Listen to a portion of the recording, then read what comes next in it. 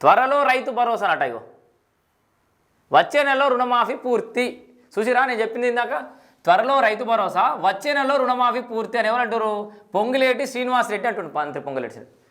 అరే వచ్చే నెలలో రుణమాఫీ అవుతుందనంటే మరి ఇన్ని రోజులకు వల్ల మీరు చెప్పినవన్నీ బేకార్ ముచ్చట్లేనా? రుణమాఫీ అయిపోయింది, 100% రుణమాఫీ చేసినామని చెప్పేసి మొన్నటిదాకా డాంబికాలు చెప్పారు కదా. ఇప్పటికీ బట్టబాయిలు అయిపోయింది కదా, వాస్తవాలు అయితే ఒప్పుకోరు కదా రుణమాఫీ పూర్తి స్థాయిలో కాలేదని. మేము పదే పదే పదే మొత్తుకుంటూనే ఉన్నాం, రుణమాఫీ ఇంకా 100% కాలేదు కాలేదు కాలేదని రైతుల దగ్గరికి పోయి కూడా మనం ప్రజాభిప్రాయం కూడా తీసుకునే ప్రయత్నం చేసినాం. సో మొత్తంగా ఇప్పుడు ఫైనల్గా ఇప్పటికైనా సోయొచ్చి మంత్రి పొంగులేటి శ్రీనివాసరెడ్డి అయితే ఒప్పుకున్నాడు.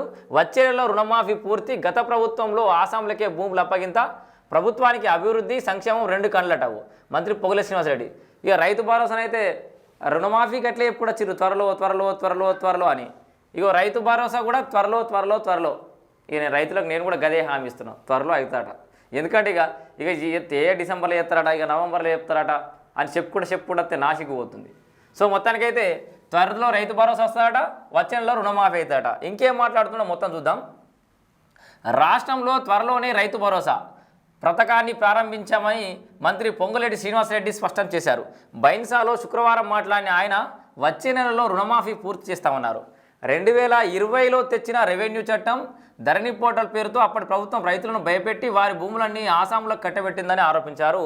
త్వరలో ప్రతి కుటుంబానికి స్మార్ట్ కార్డులు అందజేస్తామన్నారు. కులగణన సర్వేకు ప్రతి ఒక్కరూ సహకరించాలని కోరిండు. ఇంకేం చెప్పిండో చూద్దాం ఒకసారి. త్వరలో రాష్ట్రంలో రైతు భరోసా పథకాన్ని ప్రారంభిస్తామని, త్వరలో మళ్ళీ నోట్ చేసుకోరు, నొక్కి చెప్తున్నా, త్వరలో రాష్ట్రంలో రైతు భరోసా పథకాన్ని ప్రారంభిస్తామని మంత్రి పొంగులేటి శ్రీనివాసరెడ్డి స్పష్టం చేశారు. అభివృద్ధి సంక్షేమం 2 కళ్ళలా కాంగ్రెస్ ప్రభుత్వం పనిచేస్తుందని చెప్పారు. శుక్రవారం బైన్సా మండలం మాటేగాం టోల్ ప్లాజా వద్ద గల ఓ ప్రైవేట్ కార్యాలయంలో నిర్వహించిన కాంగ్రెస్ పార్టీ సమావేశంలో ఆయన మాట్లాడారు.